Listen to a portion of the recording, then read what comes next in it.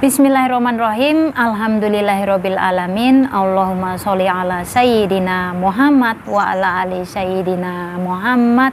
Assalamualaikum warahmatullahi wabarakatuh. Halo teman-teman, apa kabar semua? Mudah-mudahan teman-teman selalu dalam lindungan Allah Subhanahu wa taala. Amin. Alhamdulillah, di video kali ini saya akan sedikit sharing kepada kalian tentang hak-hak apa saja sih yang didapatkan sebagai seorang TKW yang bekerja di Singapura. So di sini buat teman-teman semuanya yang baru pertama kali, mungkin kalian ada hajat ataupun ada niat kepengen kerja ke Singapura, tapi kalian tidak tahu apa sih yang menjadi hak-hak kita. Oke, di sini hak yang akan kita dapatkan ya, itu yang pertama adalah kita berhak mendapatkan, yang pertama yang paling utama itu adalah tempat tinggal ya.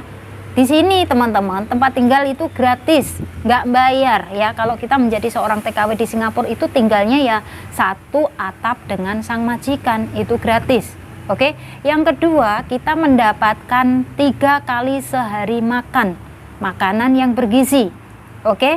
So yang berikutnya, yang nomor 3, kita di sini sebenarnya sang majikan harus ngasih waktu pada kita untuk menjalankan sholat. Oke, so yang berikutnya nomor 4 ya. Di sini yang namanya gaji itu harus dikasihkan sama kita teman-teman. Nggak boleh yang namanya gaji itu dipegang oleh majikan, nggak boleh. Ada tuh ya yang sampai saat ini majikannya masih mau menahan gaji pembantunya. Padahal sudah jelas-jelas di dalam isi kontrak kerja bahwasanya gaji harus langsung dikasihkan sama pembantunya. Nggak boleh itu majikan menahan gaji kita ya.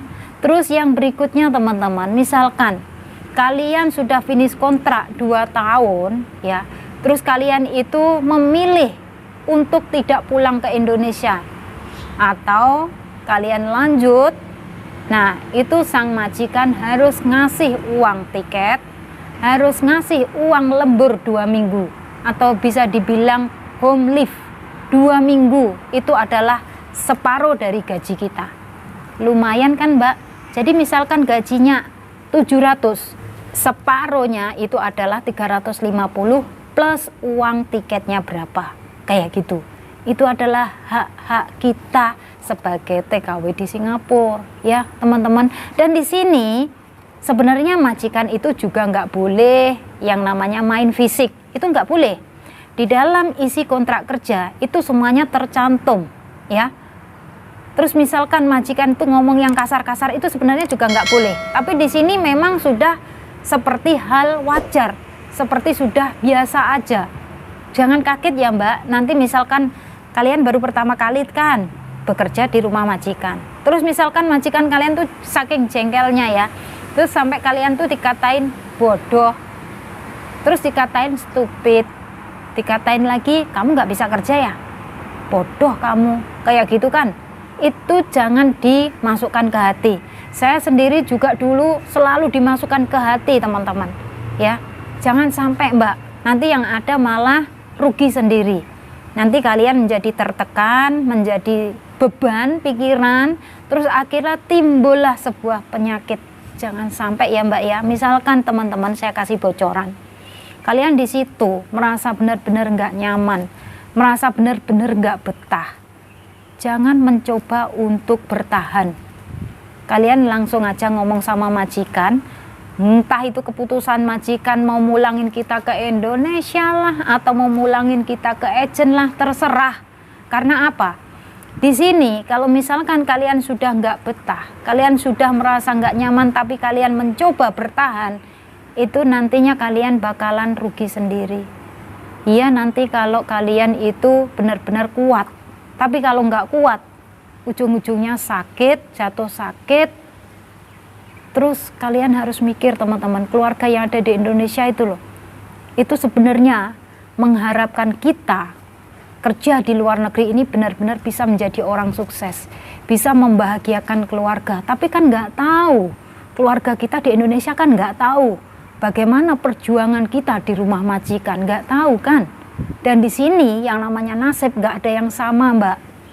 Kadang kita dipertemukan dengan majikan yang galak, kadang kita dipertemukan dengan majikan yang cerewet, kadang kita dipertemukan dengan majikan yang pelit, kadang kita masih salah di mata majikan, padahal kita sudah bekerja keras, bekerja dengan mati-matian, tapi masih aja nggak dihargai, kayak gitu. Hal seperti ini sudah biasa, ya Mbak ya, dibikin dablek kalau kalian bisa. Tapi kalau kalian nggak bisa, ya udah ngomong pertama kali sama majikan. Yang kedua, misalkan majikan nggak respon, kalian bisa telepon ke agent, ngomong sama agent, Mbak, agent saya nggak respon. Ya udah, telepon aja ke KBRI, ya. Karena kalau telepon ke MOM, teman-teman, MOM saat ini sibuk banget. Kalau ditelepon tuh nggak langsung respon, nggak gercep gitu, enggak. Karena ya terlalu banyak urusan, teman-teman. Nggak hanya ngurus satu anak, banyak sekali kasus-kasus di Singapura itu banyak, ya, banyak sekali. Entah itu dengan majikan lah, entah itu dengan yang di luar sana lah, kayak gitu banyak, ya. Jadi di sini kalau menurut saran dari saya buat teman-teman semuanya, ya, memang nggak mudah bekerja di Singapura, ya. Ya memang seperti itu, teman-teman. Awal mulanya kita kan memang nggak kenal, terus akhirnya kita tinggal satu rumah, akhirnya kita tinggal bersama. Disitulah kita memulai saling mengenal, disitulah kita memulai beradaptasi, disitulah kita memulai untuk belajar bahasa, belajar tentang pekerjaan setiap harinya. Itu harus diingat. Dan semua pekerjaan yang ada di rumah majikan, kita yang menghandlenya, Mbak. Kita di sini mikir setiap hari, mikir kerja.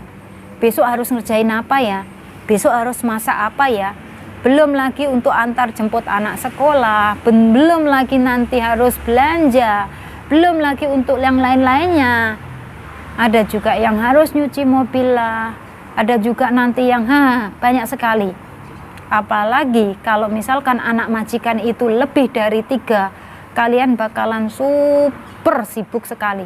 Jangankan 3, teman-teman, 2 aja sudah sibuk, ya, yakin. Dan di sini saya kasih bocoran, teman-teman. Kerja di Singapura itu meskipun rumahnya kecil, ya, tapi pekerjaan itu kalau menurut saya, ya, pekerjaan itu saya pikir nggak pernah ada habisnya kalau kita benar-benar nggak memaksakan diri untuk istirahat. Yakin.